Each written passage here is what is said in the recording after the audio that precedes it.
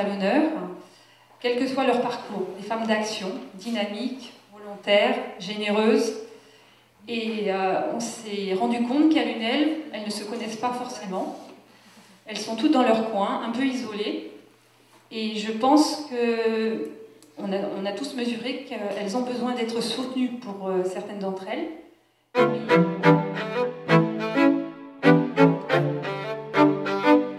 Donc le club de réflexion l'UNEL Tous Ensemble comporte des membres d'horizons tous divers et variés.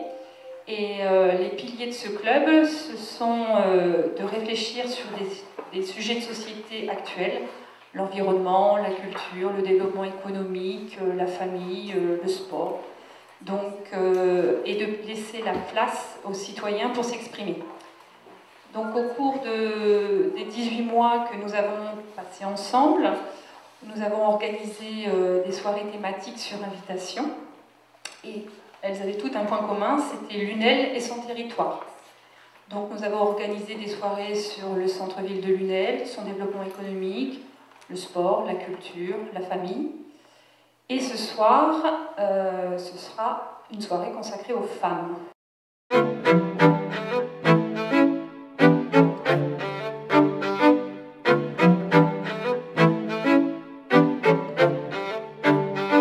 Je vais passer la parole maintenant à Florence Beneteau. Merci, bonsoir. Donc je vais laisser la parole à Sandrine Guigou, qui est une femme créatrice d'entreprise. Donc en plus d'être, je dirais, à l'initiative d'animation de réseau dont elle va nous démontrer à quel point ils ont été importants, ou comment elle aurait peut-être aimé en avoir un peu plus à l'époque, et quelle est pour elle l'expérience de cette création, parce qu'il y a un fait qui est très important aujourd'hui sur le plan national, dans la dynamique de redéploiement économique, c'est la dynamique de création d'entreprises. Et aujourd'hui, un élément statistique important, c'est que les femmes pèsent énormément dans cette dynamique de création d'entreprise. Le profil, le nombre de dirigeants femmes est très faible aujourd'hui. Par contre, le nombre de créatrices d'entreprises est de plus en plus fort. Donc ça montre qu'il y a effectivement une volonté de dynamique importante, et elles sont dans des logiques beaucoup plus créatives de recherche de réseau, d'interaction. Donc je pense que ce qui est intéressant peut-être avec vos deux expériences ce soir, c'est votre expérience de création d'entreprise, comment les réseaux ont servi, ou peut-être à l'époque ils n'étaient pour vous pas assez identifiés, donc comment on pourrait demain, dans des expériences d'autres femmes qui voudraient être dans ces logiques-là, peut-être les aider à rebondir. Et puis on verra après avec Madame Girard son regard et son accompagnement d'un certain nombre de projets aujourd'hui que, dans le cadre de la dynamique PixelRR, elle accompagne.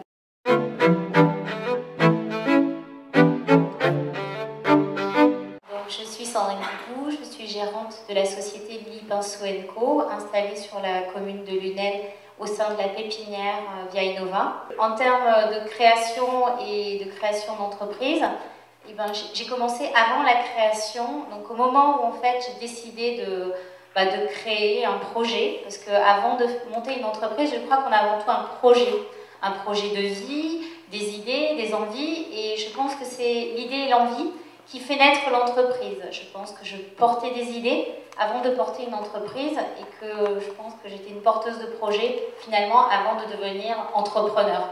Entrepreneur, c'est un métier, et c'est un métier qui s'apprend, parce que je pense que quand on porte ses idées, au départ, on n'a pas forcément toutes les compétences pour devenir entrepreneur. On le devient au fil du temps, on ne l'est pas. C'est comme quand on est nouveau parent, on n'est pas parent affirmé. On le devient au fil du temps et en apprenant avec ses enfants. Donc c'est un peu la même chose, je pense, qu'une entreprise, elle grandit avec vous.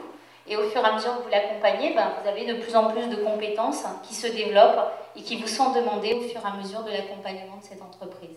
Donc moi, j'ai commencé dans une couveuse. Donc c'est vraiment comme les bébés. Vous êtes enceinte pendant un certain nombre d'années de votre idée, vous la portez, vous écrivez dessus, vous vous dites qu'un jour ça pourrait devenir une entreprise, mais pour ça il faut passer par tout un tas d'étapes et une réflexion. Je pense aussi qu'il y a une grande réflexion qui a mené, et généralement cette réflexion-là, elle est en partage avec d'autres femmes, d'autres hommes qui sont votre entourage, votre famille, vos amis. Donc vous allez débattre de votre idée. Tiens, j'ai envie de faire ça, qu'est-ce que tu en penses? Est-ce que c'est une bonne idée? Qu'est-ce qui vous a donné le coup de pouce au départ? Vous étiez Alors moi, je crois que c'est au carrefour de ma vie professionnelle. J'avais été pendant 10 ans salariée, je venais d'être licenciée 3e tour d'une entreprise qui était placée en redressement judiciaire. Et donc, il fallait bien faire quelque chose de sa vie. Donc, soit je repartais sur un salariat, c'était tout à fait possible, et probablement que je serais aujourd'hui à Paris, puisque j'étais cadre avec un certain nombre de compétences, et les portes qui s'ouvraient à moi étaient plutôt orientées sur Paris. Et moi, j'aimais bien le soleil, donc j'avais quand même envie de rester dans nos belles régions du Sud. Et donc, j'étais déjà chef de projet, je menais tout un tas de projets, d'idées. Et donc un jour je me suis dit pourquoi pas développer mes propres idées plutôt que de les mettre au service de chefs qui des fois ne font pas forcément tout ce qu'on aimerait en faire et qui les soutiennent pas aussi bien que ce qu'on les soutiendrait soi-même. Donc je crois que ça m'a donné l'énergie. Puis voilà, j'avais 32 ans, donc c'était le moment de se dire voilà, qu'est-ce que je fais? Est-ce que je deviens entrepreneur moi-même? Est-ce que je porte moi-même mes idées? Ou est-ce que je mets toujours mes idées au service d'entreprises successives en fonction des différents emplois que j'ai eus précédemment. Et je pensais que j'avais rien à perdre à cette étape de ma vie, donc j'y suis allée. Je n'avais jamais été au chômage, j'avais eu différents emplois, des expériences assez riches, et c'était l'occasion de me lancer et de jauger, de voir un peu si ça pouvait marcher. L'idée de la couveuse qui vous l'a... Alors ça, dans l'entreprise des idées, sur le chemin, j'ai croisé mon associé. Et mon associé, lui, voulait devenir entrepreneur. Donc est très bras droit de PDG d'entreprise. Et lui-même, toujours le conseil de quelqu'un d'autre, mais jamais pour ses propres idées, pour sa propre envie. Donc moi, j'avais les idées et lui voulait avoir une entreprise. Voilà, le but de mon coéquipier masculin n'était pas l'idée, peu importe l'idée. Avant tout, pour lui, c'était d'être propriétaire de son entreprise. Donc du coup, on s'est associés par rapport à la fusion de nos deux envies, nos deux projets de vie. Et lui, au départ, peu importe l'idée. Il cherchait un associé qui ait une idée assez forte pour qu'on y aille ensemble. Donc je lui ai proposé plein d'idées. J'en ai pas proposé qu'une. Et il a commencé effectivement à serrer les idées. Et puis on est parti sur une, parce qu'à un moment donné, il faut bien choisir. Après, j'étais associée avec un homme, mais j'ai senti l'appel à Montpellier d'aller me ressourcer auprès d'autres femmes, entrepreneurs. Donc quand j'ai monté le projet, pour ne pas me sentir seule au quotidien, parce que mon associé n'était pas dans la même localité que moi, je suis allée régulièrement à des groupes, à des réunions de travail de femmes, soit qui étaient dans la même dynamique que moi, c'est-à-dire qui étaient en train de porter leur projet, soit des femmes entrepreneurs qui avaient déjà bien mené leur barque et qui étaient là pour donner des conseils. Donc chaque fois on avait des groupes de réunion sur des thématiques comme celle de ce soir en fait, qui étaient très enrichissantes et surtout ce qui permettait aussi de ne pas me sentir seule dans le parcours.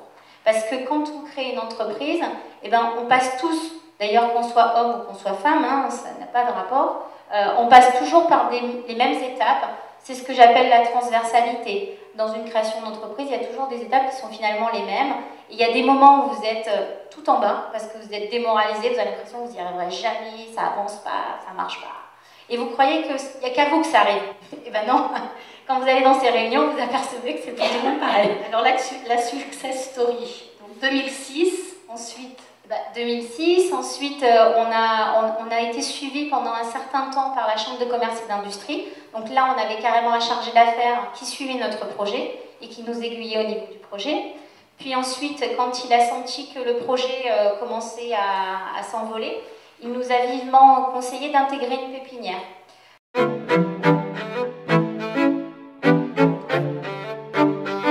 Pour avoir un accompagnement, des aides et pourquoi pas aussi tout ce qui est lié à la pépinière, c'est-à-dire il y a des programmes qui vous accompagnent en fonction. Là aussi, ce sont des programmes régionaux. Exactement, on a des programmes régionaux et du coup vous pouvez bénéficier d'aides diverses, à la fois de formation.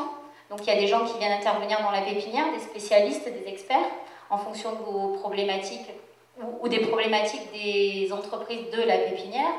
Ensuite, vous avez tout un tas de concours d'aide de la région. Il faut monter des dossiers, bien évidemment, c'est des dossiers qui sont très complexes, et là aussi, l'accompagnement est très important. Il y a un gros mot dont on va vous parler en création d'entreprise, c'est le business plan. Alors ça, c'est le mot qui fait super peur. C'est les sources. Exactement.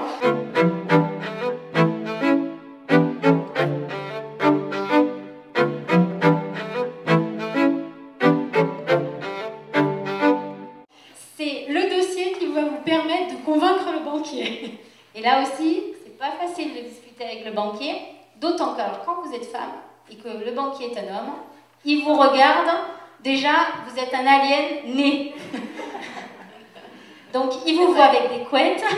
Alors, moi, j'ai une entreprise pour les enfants. Donc, autant vous dire, qui dit femme et qui fait de l'enfant, dit complètement, voilà, fifi brin d'acier. Enfin, ils imaginent tous les stéréotypes de la planète. Donc, c'est très dur de les convaincre. Quand il s'agit de prêter de l'argent, en tout cas. Donc, un bon business plan, c'est très important. Et un business plan, c'est quelque chose qui évolue en permanence et qui vit en permanence. Donc, c'est pas quelque chose de figé. C'est quelque chose que vous allez sans arrêt remettre, réinvestir, enrichir. Si vous avez des projets, allez voir Pierre Alzingre à la Pépinière Vieille Nova, présentez-lui votre projet, démarchez, si ce n'est pas lui qui vous écoute, allez à la Chambre de commerce et d'industrie. Enfin, en tout cas, ne vous arrêtez pas au premier interlocuteur qui va vous donner un premier avis. Un avis reste un avis. Quand on a un projet, il faut se battre pour ce projet. Donc, qu'on soit homme ou qu'on soit femme, il faut aller au bout de ses idées. Et c'est vrai qu'il faut avoir du courage. Après, on est aussi mère de famille, donc il faut aussi savoir gérer et sa vie de famille et sa vie d'entreprise. C'est pas toujours évident, en tout cas pour une femme. Et donc dans les trois enseignements forts que vous souhaiteriez faire partager, le courage. Oui, le courage, parce que c'est un peu comme dans les jeux vidéo. Vous voyez, vous avez des embûches toutes les 10 secondes. Donc il faut vraiment avoir une bonne endurance parce que finalement, il faut avoir plusieurs vies dans une vie. Et en même temps, enfin, voilà, j'accompagne en ce moment une jeune créatrice donc, qui a créé sa société il n'y a pas très longtemps. J'en suis la marraine parce que je pensais que c'était important de pouvoir aussi accompagner d'autres entrepreneurs. Et en fait, voilà, je lui explique que c'est un vrai jeu vidéo et qu'il faut plusieurs vies, qu'il faut savoir sauter les bûches et que celle-là, elle paraît être la plus grosse des bûches, mais non, la prochaine fois, c'est King Kong qui vous court après, quoi. Donc, on est vraiment dans ce cas de figure. Donc, la transition vers les jeux vidéo est trouvée. Merci beaucoup, Madame Girard.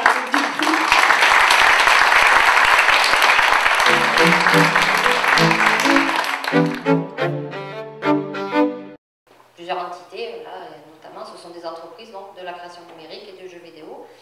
Donc, bien, c'est un marché qui est fortement reconnu par l'État, par la région et par l'État maintenant et l'Europe. Donc, on a été un petit peu poussé, plusieurs entrepreneurs justement de cette filière, à pousser et aider à créer ce cluster.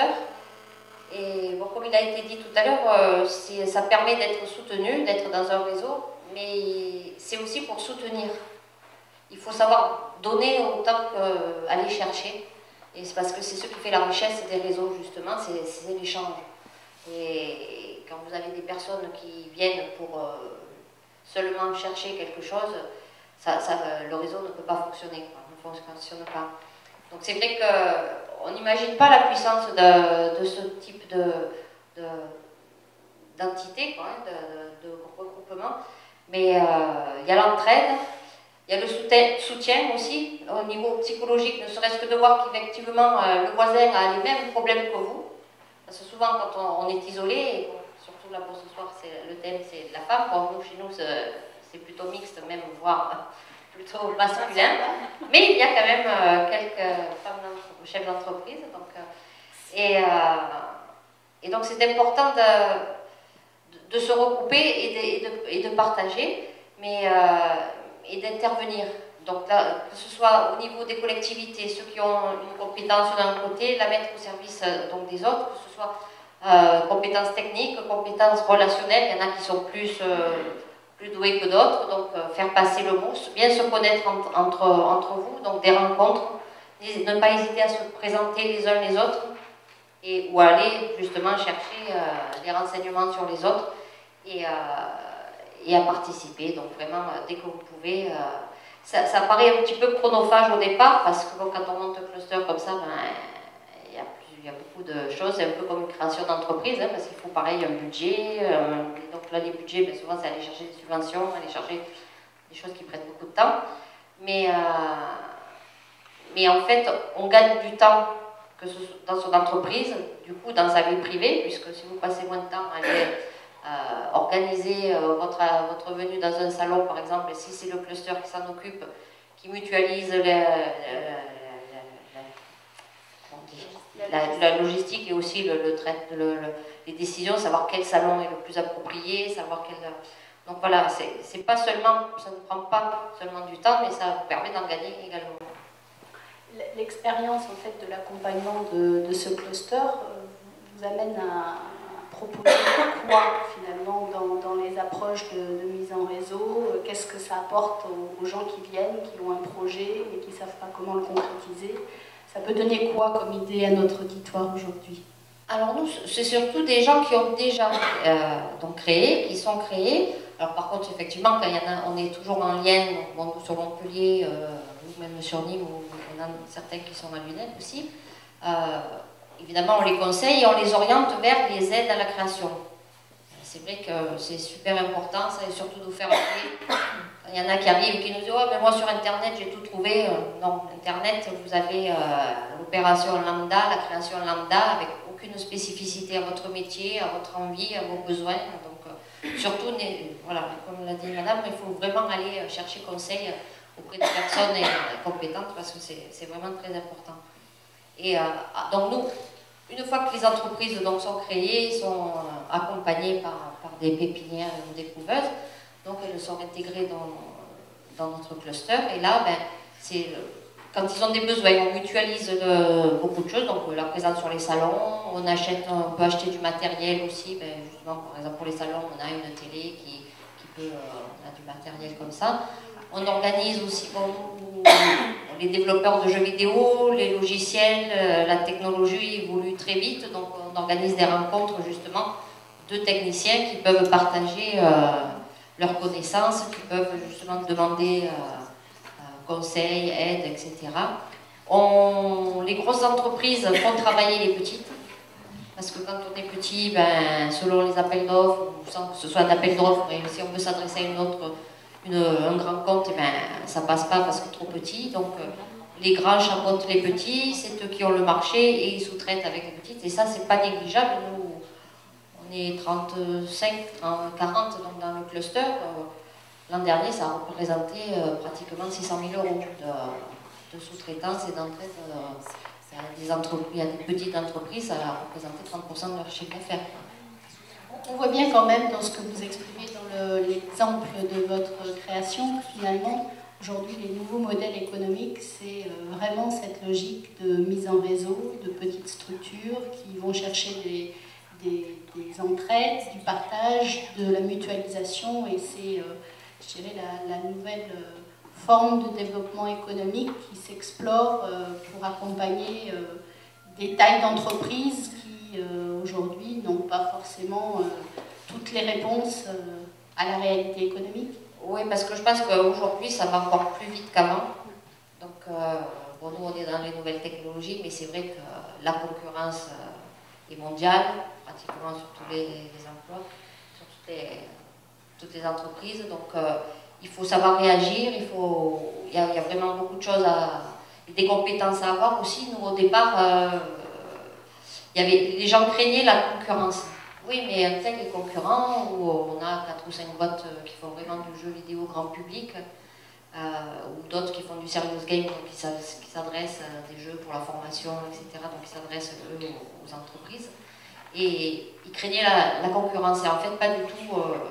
Au final, on est concurrent à 30% et on est complémentaire à 70%. Donc là, il ne faut vraiment pas hésiter parce que c'est pas une bonne raison. Ça vous inspire quoi, Mme Guigou? Vous auriez souhaité éventuellement être dans une logique de grappe ou de réseau concernant votre activité? Après, le réseau apporte aussi des contacts et des contacts qualifiés. C'est-à-dire que, je ne l'ai pas précisé, mais je pense que ça reste un gain de temps dans vos recherches. Le fait d'intégrer tout un tas de réseaux fait que vous avez peut-être besoin d'un bon comptable, ou d'un comptable qui va peut-être vous correspondre Et en discutant avec des personnes dans ce type de réunion, vous pouvez aussi, lors d'un échange tout à fait informel, hein, parce que c'est vraiment, il y a beaucoup d'informels aussi dans les échanges qu'on peut avoir, c'est aussi ça. Vous avez besoin d'un avocat, vous avez besoin d'un comptable, vous vous apercevez que telle ou telle personne pour avoir un fournisseur de packaging, de carton. Donc là, vous n'êtes effectivement pas en concurrence, mais vous pouvez être dans un échange dynamique qui va vous faire gagner énormément de temps parce que vous avez le contact qualifié, alors que vous pourriez effectivement en trouver un, mais le temps que vous regardiez s'il est qualifié, le temps que vous y passeriez, tout ça, c'est des étapes que chacun peut gagner. Et je pense qu'en création de projet, quand le projet se met en place, plus vous arriverez à glaner ce type d'échange qui finalement, moi je les mets beaucoup en partage, donc si certains d'entre vous ont besoin de certaines choses, n'hésitez pas à m'appeler en tout cas ou à venir me voir. Je pense que c'est important, que l'humain est important et qu'il n'y a que comme ça qu'effectivement notre économie, alors là on parle de solidarité, mais même de solidarité professionnelle, hein, parce que je pense que ça passe par là. On fait partie d'une pépinière, donc le fait d'être en pépinière fait que, à côté de moi, l'entrepreneur n'a rien à voir avec le domaine de l'enfant, je répondrai à votre question juste après, mais quand on a besoin de carton, quand on a besoin de mutualiser peut-être certaines choses, je trouve qu'encore aujourd'hui, on ne mutualise pas assez. Sur du recyclage de déchets, par exemple, nous, toutes les entreprises ont des cartons. On a mis quasiment 6 mois ou 7 mois ou 8 mois à faire en sorte que la communauté de communes puisse nous enlever nos cartons. Et c'est des choses toutes simples. Mais bon, après, il y a les méandres de l'administratif et tout ça, et donc il faut que les choses se mettent en place, ça prend toujours un petit peu de temps. Mais on y arrive, avec de la bonne volonté, on y arrive. Et sur des petits services comme ça, je vous assure que c'est super important. On a du déchet carton qui est très important, et que chacun aille avec sa voiture personnelle l'amener à la décharge de Lunel, ça n'a pas de sens. Donc, on a fait en sorte que ça se mette en place. Et on y arrive, quand il y a de bonne volonté, on y arrive toujours. Et je pense qu'il y a beaucoup de gens qui ont beaucoup de bonne volonté pour le territoire, enfin en tout cas pour l'environnement dans lequel on habite. Donc là-dessus, il faut toujours être, des fois, il ne faut pas hésiter à réclamer, à demander, à voir si ça peut se faire. Des fois, ça prend du temps, donc on se dit on va abandonner. Non, des fois, c'est nécessaire que ça prenne du temps, parce qu'il y a des systèmes qui sont mis en place et qui font que ça doit passer par un certain nombre d'étapes. Mais on y arrive. Enfin, moi, je trouve quand même qu'il y a des choses constructives qui se mettent en place.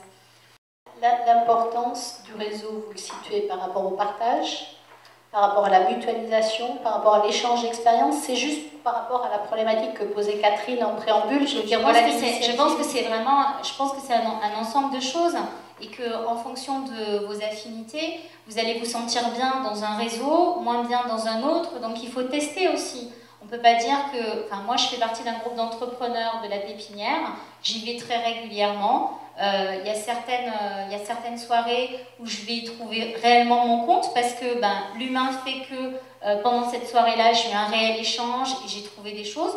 D'autres fois, c'est moi qui viens, et c'est ce que vous disiez, je donne et je ne reçois rien en échange.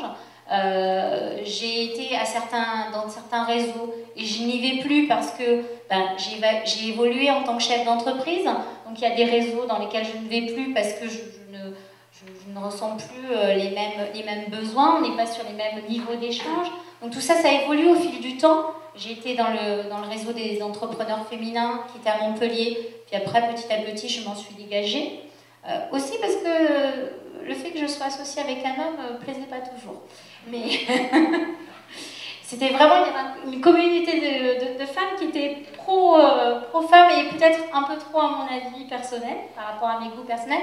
Donc après, il faut aller aussi dans des réseaux où on se sent bien et où on pense qu'il y a un échange qui est dans votre équilibre personnel. Il ne s'agit pas de toujours donner, il ne s'agit pas de toujours recevoir, il s'agit de vous sentir bien dans l'écosystème dans lequel vous vivez. Je pense que c'est assez important. Voilà. Mais au travers des 2 témoignages très intéressants, on retiendra quand même que mutualiser est revenu à plusieurs reprises. Donc mutualiser, ça veut dire échanger, partager, et toujours pour un résultat gagnant-gagnant. Moi, je ne sais pas, au travers de ces témoignages, vous, mesdames qui êtes présentes, vous avez probablement des problématiques analogues. Est-ce que vous pensez qu'à Lunel, un réseau, un club aurait sa place Alors je vais laisser la parole à madame parce qu'elle a dit oh oui, oh oui. Bonsoir, Véronique Moulette, chanteuse, animatrice, comédienne, donc moi le micro j'ai l'habitude. Et je crois qu'on se connaît parce que moi j'ai eu la chance de concourir au prix de la TPE. Et oui, en tant qu'artiste, on peut concourir à un prix de très petite entreprise. Moi ça fait 10 ans que j'habite Lunel. Et c'est vrai qu'on parle beaucoup de l'isolement. Et quand on a un projet quel qu'il soit, on est tout seul. Donc c'est bien aussi d'aller rencontrer d'autres personnes qui ont les mêmes problématiques que vous. Et effectivement, sur Lunel, moi, j'ai pas trouvé de réseau pro. On va pas se leurrer, on est là pour faire du business. Mais ça se fait intelligemment, humainement, et surtout, on est tous des prescripteurs les uns pour les autres. Voilà, voilà, non, c'est ça le truc. L'histoire des synergies, etc., moi, ça me parle. Et alors, moi, j'ai concouru au prix de la TPE. Moi aussi. Voilà. Je l'ai eu. Et moi aussi, je l'ai eu.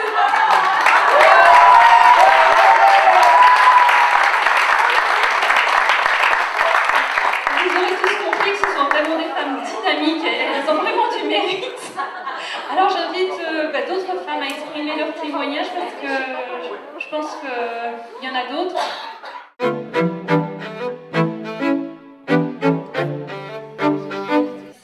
Moi j'ai créé ma société en février 2013 et ça se rapproche un petit peu avec le témoignage. Effectivement c'est vrai qu'avant de créer sa société, on a des idées en fait. Et moi j'ai travaillé sur ces idées pendant 3 ans, travaillé sur le terrain. Donc c'est une société en fait en électricité, donc conjointement avec mon mari.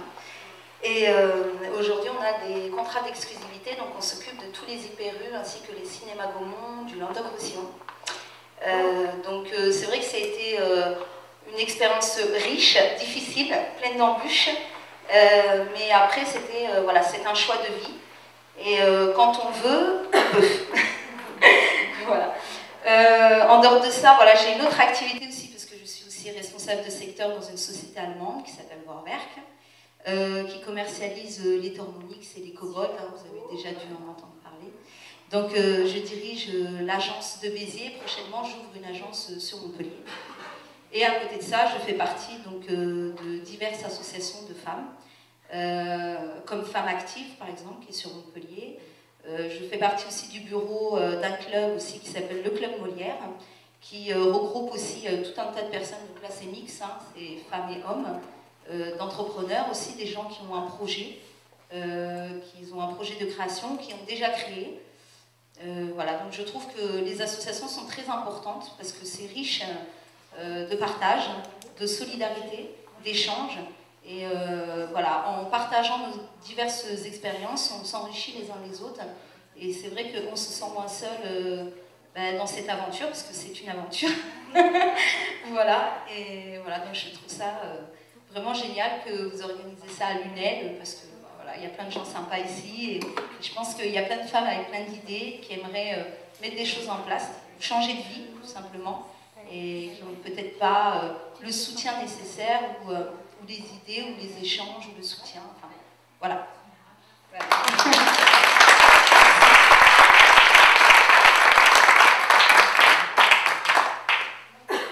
Alors là, on a eu des chefs d'entreprise, hein, des femmes qui ont créé leurs entreprises. Est-ce qu'il y a d'autres femmes qui ont des expériences à faire partager et pour lesquelles un réseau, un échange aurait été nécessaire?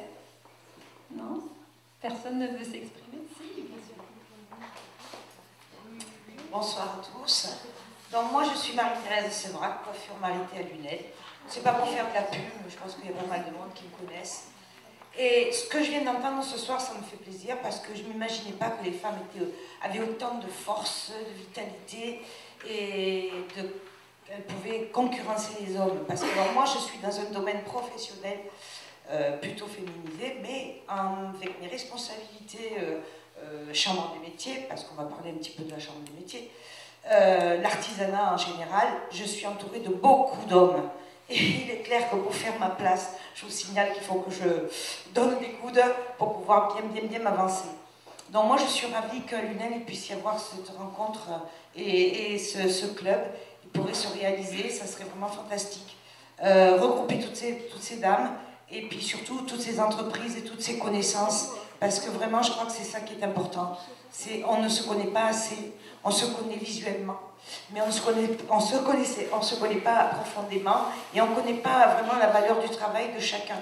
Et c'est vrai qu'on a à apprendre beaucoup de tout le monde. Tout le monde est là, tout le monde a sa propre expérience et c'est vraiment fantastique. Et je crois que ça serait bien justement qu'à l'UNEL on crée ce club et qu'on puisse réunir toutes ces femmes. Yes.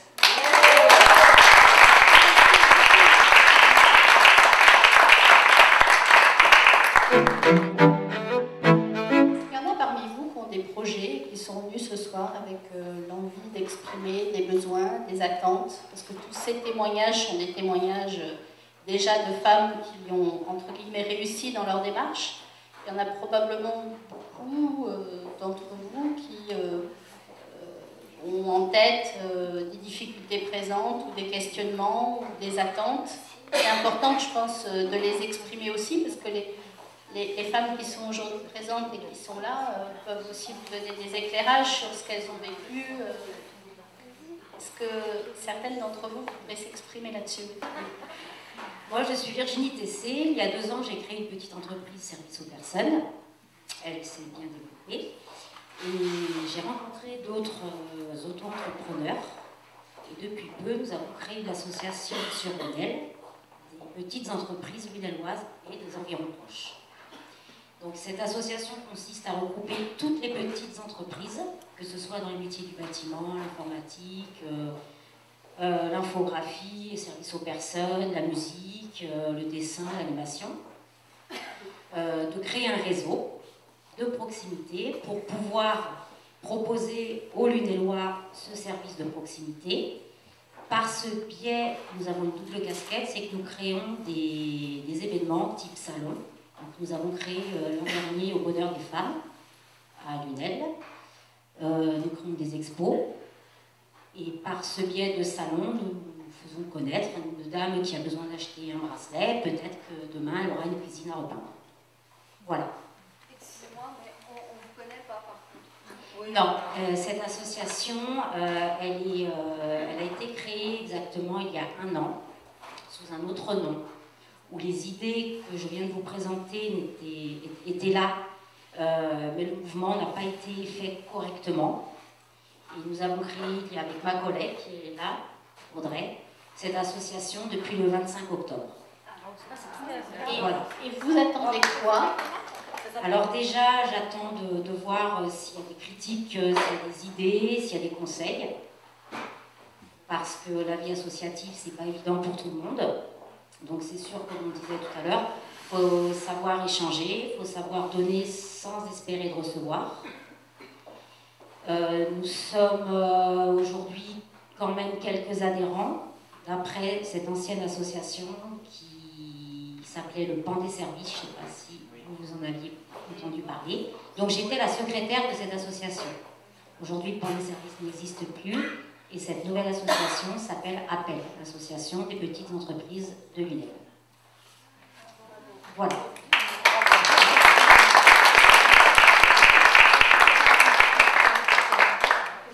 Et le plus difficile, c'est de savoir se présenter. Alors au départ, c'est d'avoir déjà un objectif commun et d'avoir une cible pour s'adresser et se présenter à l'extérieur. Donc, nous, ce qu'on a fait, là, on est arrivé, pareil, on a 3 ans d'existence, c'est faire des collèges. Et chaque collège, donc collège jeux vidéo grand public, collège Serious Game, collège... Donc, et avec un responsable de chaque collège qui peut réfléchir et avoir des idées, avoir des rencontres spécifiques. Parce que là, oui, pour trouver l'idée principale, bon, c'est le service de proximité, voilà. Mais tout le monde n'est pas le même. Les personnes âgées ont des besoins, les familles en ont d'autres. Donc, trouver une segmentation de votre activité, quoi, à mon avis, c'est important. C'est important déjà pour communiquer sur vous, et puis je voulais rajouter un petit peu ce qui est intéressant aussi d'être dans un cluster, c'est que c'est plus facile de s'adresser aux journalistes, à la presse, etc. Vous êtes tout seul, personne ne vient vous voir, vous organisez une rencontre, faire quelque chose, il y a C'est beaucoup plus facile et après ils peuvent faire des articles ou des choses sur une entreprise bien ciblée, mais toujours avec l'entité au-dessus du cluster. Donc ça, il ne faut pas hésiter à le mettre en avant et à le faire savoir. Des gens nous disaient on ne vous connaît pas, n'hésitez pas à vous appuyer. Aujourd'hui on a un exemple donc, sur les télés locales ou sur Midi Libre même qui cherchent toujours des infos et tout ça. D'accord. Voilà. Merci.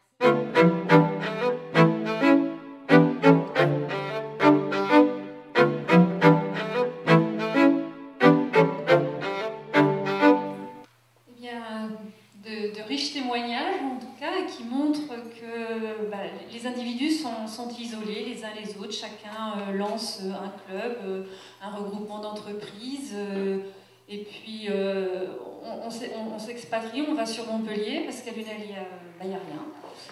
Alors je ne sais pas, y a-t-il parmi vous une bonne volonté qui voudrait initier un réseau, un club, une structure où vous pourriez vous retrouver, échanger, tisser des liens. Quelqu'un qui ait l'envie de porter ce projet et puis aller voir aussi ailleurs ce qui se fait, parce que rester à Lunel c'est une chose, tisser des liens à Lunel c'est une chose, mais comme disait Carole Girard, le monde est autour de nous, il n'arrête pas de bouger, il tourne et il va trop vite d'ailleurs.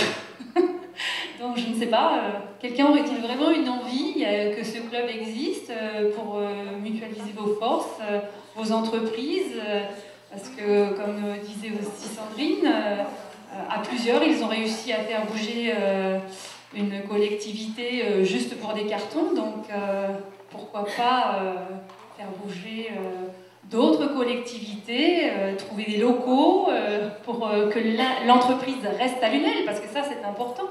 Parce que si elle ne trouve pas de locaux à Lunel, elle partira, c'est complètement dommage. Donc j'invite vraiment une force vive. Marie-Thérèse. Marie-Thérèse, bravo.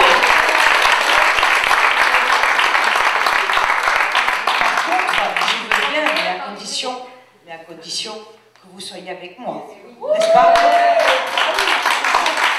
Parce qu'on peut avancer quand on est tous ensemble. En étant tout seul, on ne pourra pas. Alors donc, j'espère que mesdames, toutes, vous êtes avec moi pour pouvoir créer ce club. D'accord?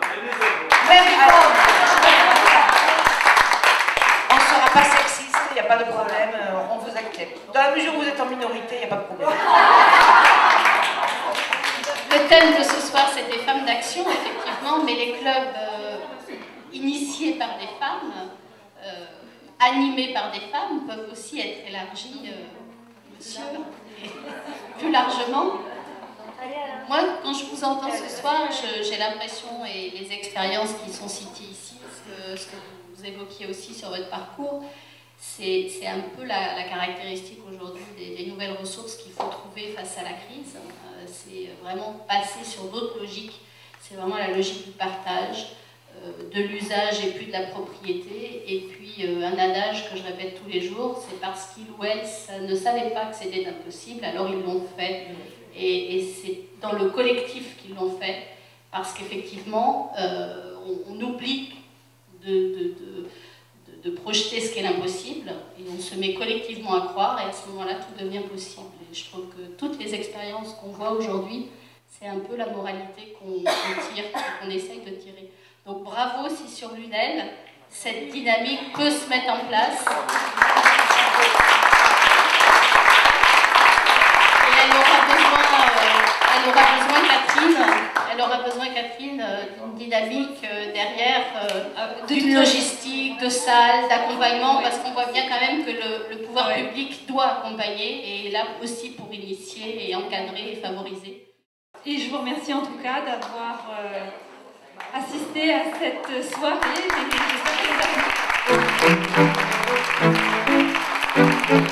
Et